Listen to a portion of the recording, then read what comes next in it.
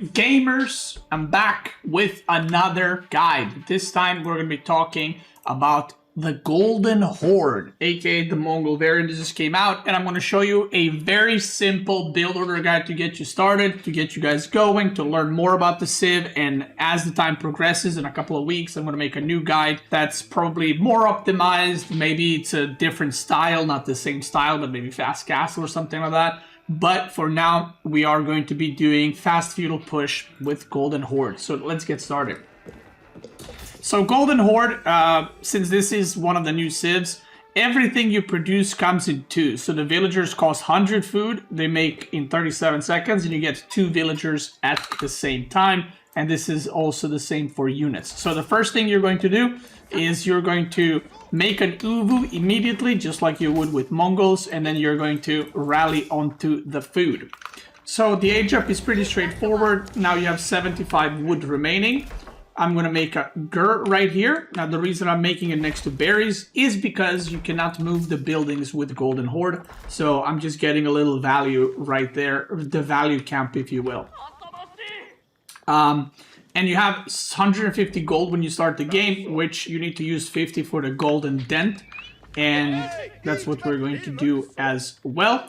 Now, one important thing is golden dent is a production building. You want to have it produced somewhere near where your other production buildings are going to be. General advice, what I already found out with like 5-6 games that I've played with Golden Horde, is whatever your gold is, if you put the golden dent somewhere close to it, eventually you will want a tower on your gold just for garrisoning or defense, and that tower can also be used for all your production buildings to boost them up, to boost up the production. So yeah, so we're gonna put 8 on food, and then we're going to send 3 on gold. I think I sent 2 now, but realistically the next, yeah, there we go. So you're going to have 8-3 split, pretty much like you do with any other civilization. So nothing weird, nothing crazy. So, yeah. Next thing. So again, that's how I like placing my golden dent. And also, it makes it a lot easier because you also just build it with the villager that built the curve. So it lines up very, very nicely. Now, regarding the age ups, there are 2. There is Khan and Torgood age up, and there's the building carts. In my opinion, like, this is only after playing, like I said, 6 games with the Golden Horde, I think, and playing against Golden Horde for 6, 7, 8 games. Basically, this one seems more long-term, more macro-oriented, because if you're going to have like 4 or 5 uvus and you can spend Torgoods, it's really, really good because you get a lot of value over time, and they get plus 30 HP as well. But this one, if you're playing aggressive, which I'm going to show you today, is a lot better in my opinion. Because if you're doing this feudal aggression, you're not going to get too much value for this. Again, the longer the game goes, you get more value out of it. So longer games, this is better. This one gives you 2 building carts, which can be immediately unpacked into a military building. And every time you age up, you get another building. So why is this really good? Well, even if the game gets to castle age, you will get another cart and you can make a monastery with it. So you don't need to build any buildings. You can just immediately plant monastery or stable or archer ranges and go for the aggression. So we're going to age up with that, building carts coming in, and you're going to want to leave some workers on food, and you're going to want to rally the rest on wood. The reason we're rallying onto the food is because obviously we need to produce villagers, but because we don't need to produce any military buildings, because we're getting them with the age up, you want to have enough resources to immediately produce keshiks and archers. So we're going to make a gur over here again. And you're going to leave 3 on gold so that you can get some eco upgrades and that you can, you know, make keshiks and everything else that you might need. Now, economy with Golden Horde is kind of similar to Mongol, but also not really. Yes, you have archers and keshiks which you produce, but the towers are more expensive. You don't use stone in Ubu, and every time you make units, you need to have basically double the resources in order to start the production. So it's gonna take a couple of games to get used to, but it's not really that complicated. So as I'm about to age up, I'm moving my villager to 2nd stone because I want to get that up immediately. Because we can basically get Batu Khan and Tor goods with that stone. So it's just basically extra units that you're going to be producing. And again, we have stable and archer range unpacking right now. We have villagers on wood. We got villagers on gold. And you can see my workers split up there. Now this Khan, think of it like English King. You want to immediately send it across the map and harass your opponent no matter what civ it is. So you want to go and harass their gold, their, you know, whatever, berries, whatever they have. Try not to take damage on it, but go for the harassment. I actually went a little brain AFK because I was still, you know, I'm still not used to the civ, I would say. So my Khan ended up AFK here and here a little bit, but yeah.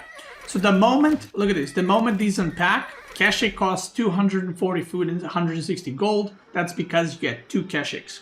And we're making archers immediately, so it lines up really, really nicely. And basically, every time you have stone from now on, you will simply make Torgood as well to accompany your Khan. And there's the Torgoods coming as well. So this is a very strong build, in my opinion, right now. And I can also see it being very good long-term as well. Because the amount of units that I'm about to get is really, really good. And you can put a lot of pressure on your opponent pretty much straight away. So, yeah. Now, with the rest of the wood, what you can do is slowly either build the, what are they called? The stockyards, which are 250 food. It's their version of pastures. Or you can put a tower and then gur and start getting deer. And then put another tower and gur and get the boar. So, to make sure you do not run out of food. Now, going out on the map is probably better. But if you don't feel comfortable with that, you can just make stockyards and chill in your base as well. I'm going to get double broadaxe. So I'm slowly going to get wheelbarrow, economic upgrades. And immediately across the map, we're going to put pressure with these units. And at the same time, because I'm committing and I'm you know, going for an all-in, if you will. I'm also going to bring a villager and just make a tower here to tower rush, which is going to be super annoying for him a little bit later on, which you will see. So the units are being produced, Torgoods are chilling, I'll move them soon, I promise. And yeah, now until you get used to the civilization, whenever you see you have too much of one resource, just move a couple of villagers away from it until you get used to it. But as you can see, with this worker split, I am spending my resources decently well. And right now, I would probably want to add more on food and just start going out on the map to get more and more resources. So the idea behind this is fairly simple. It is very similar to Mongol, but I feel like it hits harder because you are able to produce a lot more units a lot earlier on. So if you look, we're at 7 minutes. And I have 6 archers, 2 Torgoods, 2 Keshik, and Batu Khan as well. And I could have had, look at this, didn't quite get the Yatai, but it is what it is. And already I feel really, really good in this game. Like I was like, okay, I'm putting on the pressure. It's looking good for me. So it is looking pretty nice. So the idea from here on out is to just keep putting pressure on your opponent. I just died for the Yatai over here because he only has 2 villagers in the tower. And you can see the amount of units that I have compared to him. And I just decided to go for the tower. Meanwhile, behind this, I got some villagers on the berries. We're gonna move some more. Wheelbarrow is about to be completed. You don't need more than this amount of production buildings right now. I could add blacksmith and an archer range perhaps, but I would need a couple of more on food to be able to afford that. So you do want to get blacksmith obviously for +1 range attack, +1 ranged armor. And right now, I could probably use another 2 or 3 villagers on gold because I want to get blacksmith upgrades.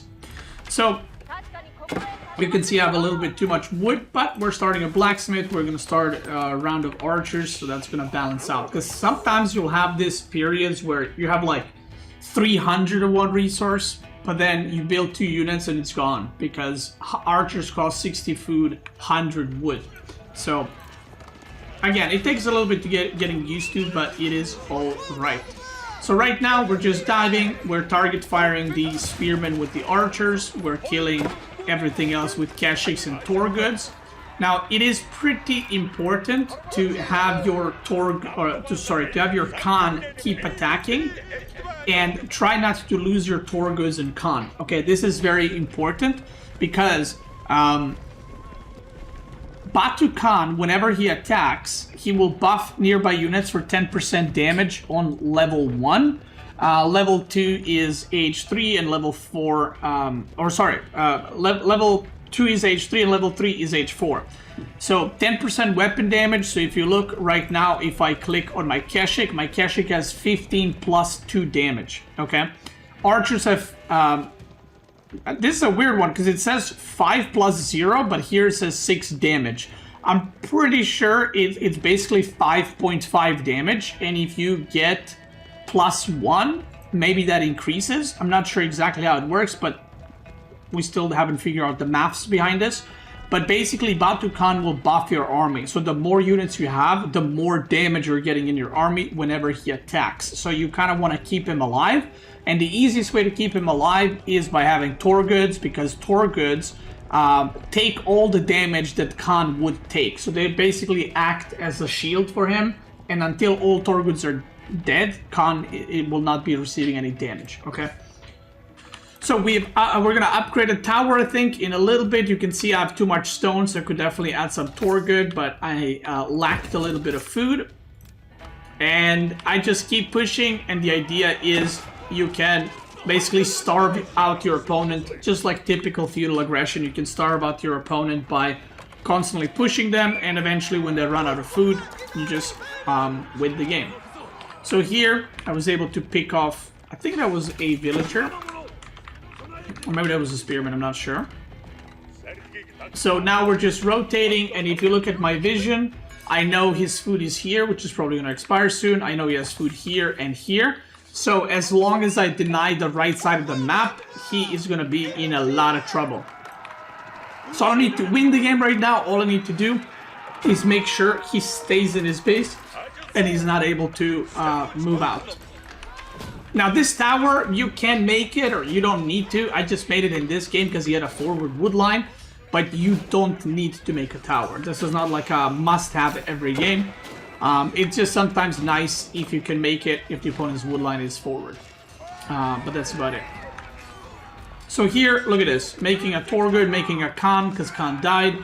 I have a lot of archers coming.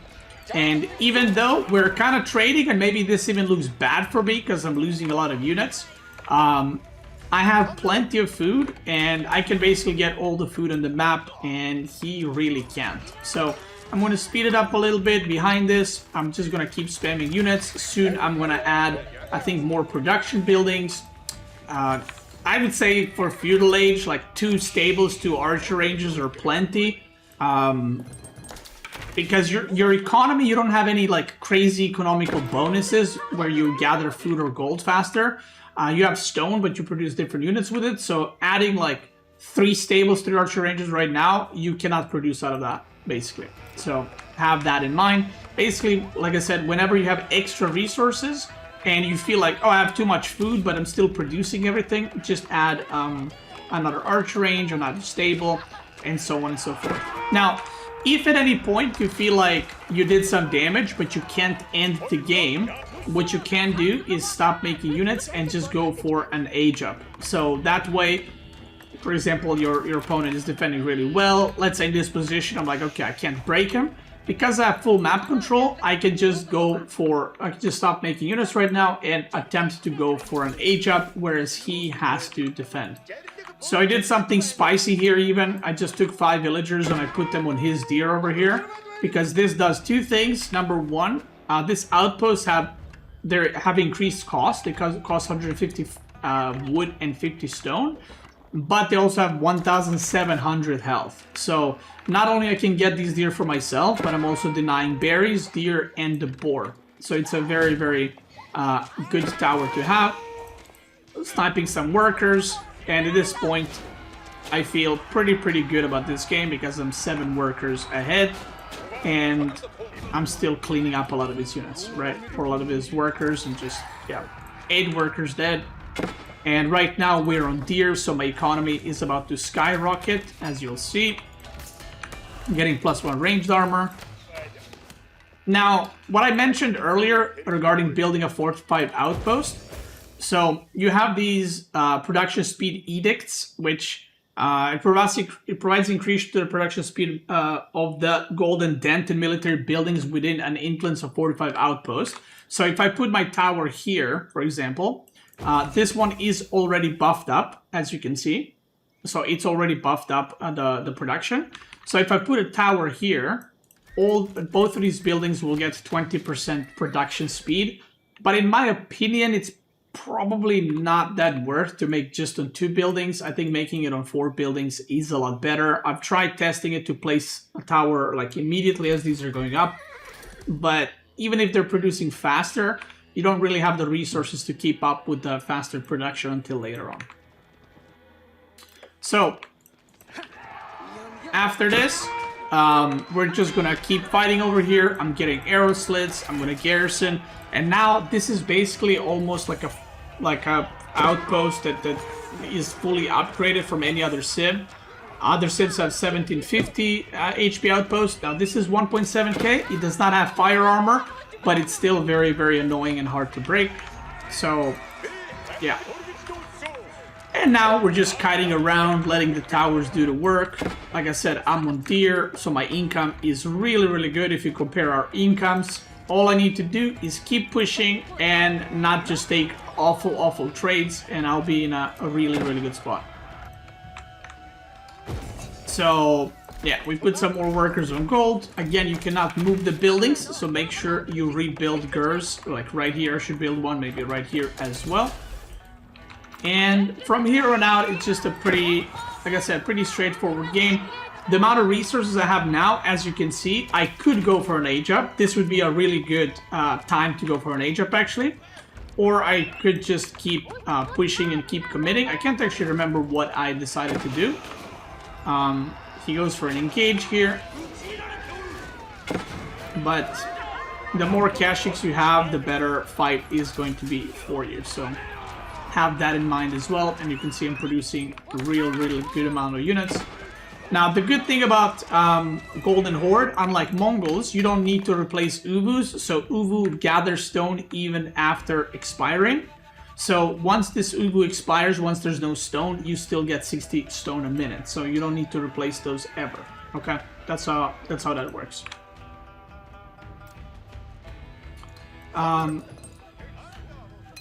So yeah, if you look at my gold right now, it's pretty low, food's pretty high, so I could pull these off to drop off the wood and then gold, and then just do a quick age up, upgrade my units, and go again. Now, I think this is a pretty easy and straightforward style to do. I think it's very easy to get into Golden Horde and to just get used to their mechanics, whether it's their new pastures or just how stone mechanics work, and so on and so forth.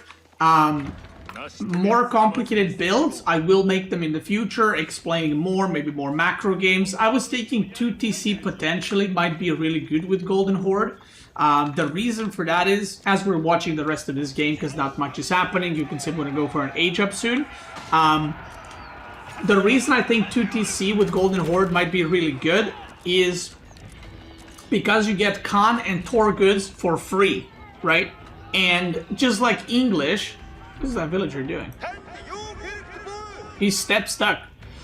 Just like English has a king, and that allows them to go for 2TC very easily and not be interrupted, you have the same with Golden Horde. So potentially going for Batu Khan and Torgud is going to allow you to harass your opponent while you get your second TC up. But that's something that I still gotta test and still gotta cook up. Now, regarding Age 3 and Age 4, let me talk about those quick. There's the Muscovy Yasek age up, the Conqueror's territories, blah blah blah. Provide larger shields to heavy infantry and heavy cavalry, increasing their ranged armor by 2. Wood will also be generated at the rate of 200 per minute, but it is reduced by 2 wood for each unit equipped with a Rus shield. Now, both of these, in my opinion, are good. So this gives you a larger shield to heavy infantry and heavy cavalry, which would be men-at-arms and Keshik. Ranged armor. And you get some wood generation that I'm not really sure how it's calculated. Like, is this with a Rus shield? I don't know if they mean from these units or what. Yeah, probably those. But the point is, this age up is good, but you kind of get stronger army and you get some wood income. This one, on the other hand, in my opinion, is once again better long term. So if you are going for like super committing in Castle Age or something like that, I think this one is good for some sharp timings, or if you're gonna spam Man-at-Arms or Keshiks and stuff like that. This one, Relic Uvus, is generally better because sometimes you might not know what you want to go into. So what it gives is Uvu gather stone by 20%, and you can take the relics with shamans and make Uvus with them. Now, the thing is, this is not that great of an age up if you're going to lose all the relics. So if you're having a game where the opponent is already taking the relics, this is probably not that good if you don't have any relics to actually build the extra Uvus with. But, so in that case, maybe you would go for this age up. But if you're the one that's aging up first, I think it's great because building Uvus with relics allows you for so much stone generation that you can get all these like giga expensive upgrades with stone that are very, very strong. And it also allows you to spam Tor goods basically for the rest of the game. Now, one important thing to note are these upgrades right here. So there's a barracks reinforcement, stables reinforcement, and archers reinforcement. So basically what this upgrade does is stable batch production is increased by 1. So what that means is if you make a Keshik, instead of getting 2, you will get 3 for the same price. So that's what this upgrade does, but it costs 950 stone. The same upgrade exists in archer range and in barracks. Okay, so have that in mind. But yeah, so like I said, I will test more stuff in the future and figure out more stuff in the future, and I'll probably have a second guide, hopefully within the month of the DLC release. So this is just something to get you guys started because I think it's probably the easiest and the simplest playstyle, and this villager is definitely just step stuck. And I think you can get a lot of good results with it. Now, I would also advise you to try and get some Karash in there. So, Karash are basically these little shit units that increase your army's armor by 1/1. But the thing with them is they have 50 health, so they're very easy to kill. So I would not suggest you to get Karash when you have like 5 units, but if you have this amount of units, I could now add a barracks and make a couple of Karash just to buff up my army with extra melee and range armor, especially if you're playing against mass archer compositions. So yeah, and once again, if you're playing against like a Knight Civ, instead of going for Keshik, you can go Spearman Archer or you can go Spearman Keshik, but generally Keshik Archer will be very, very good against any Civ. So even if you're playing against French, you can go like open Keshik into Spearman because the enemy will most likely make archers and knights are going to be generally better than Keshik, right? So regarding unit comp, you have to decide based on what matchup it is, but generally, like I said, this is your bread and butter, brother. He goes for a dive here, and we're just going to have a little fight, which I'll end up winning, and that is going to be pretty much G to the G. And as you can see right now, watch this. This is very good that I caught it. So the Khan just procced 10% damage, and now my archers do 5+2 damage. And I'm still in Feudal, so now my archers are doing 7 damage per hit, which is very, very strong. That's longbow damage. So that's why having Khan in your army is extremely important with Golden Horde at any point in the game. So at any point you want to have Khan. Doesn't matter what build you're going for, doesn't matter what army you're going for, have Khan with your army. because it will buff it up and also have some Tor goods so they can absorb damage for the Khan and keep him alive by basically dying. And that's pretty much it.